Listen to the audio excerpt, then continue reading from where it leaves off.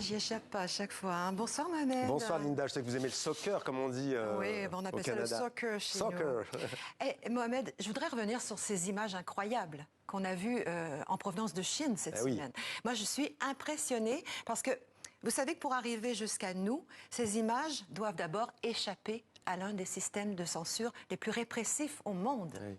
On le sait, la Chine contrôle, espionne, censure à peu près tout ce qui se dit et s'écrit sur son territoire.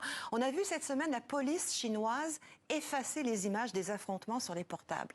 La Chine a bloqué les réseaux sociaux et veut faire taire un peuple exténué par une stratégie sanitaire du zéro Covid. Les feuilles blanches, tenues par des étudiants qu'on voit derrière moi, sont un symbole puissant qui dénonce les atteintes à la liberté d'expression. C'est ça, la censure.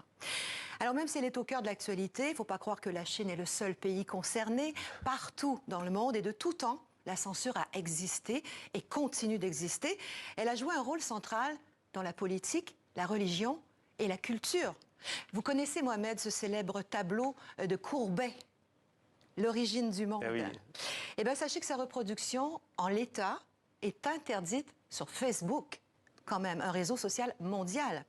Il censure les nus, même sur des œuvres d'art, aux grandes dames de l'Académie des Beaux-Arts. Oui. Nous, à TV5 Monde, vous les avez vus, hein, on n'a pas peur de les montrer, les images, on ne les censure pas. On ne censure pas. Le mot censure vient du latin censura, qui est la fonction attribuée au censeur. Le censeur est un magistrat chargé de recenser les habitants, les biens des citoyens. C'est un statisticien, voire un percepteur d'impôts.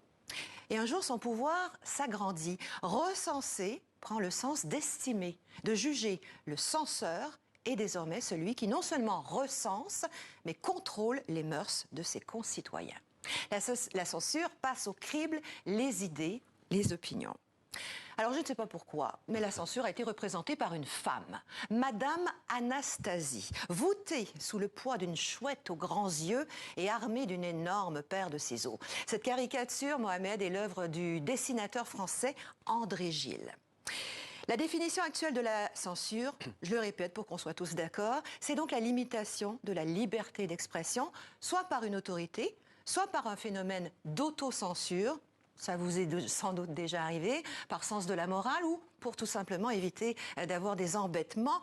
À Pékin, on l'a vu ces derniers jours, la censure est une arme de répression contournée par des manifestants déterminés à regagner un peu de liberté. Oui. Rassurez-moi, personne ne vous a censuré aujourd'hui, Linda.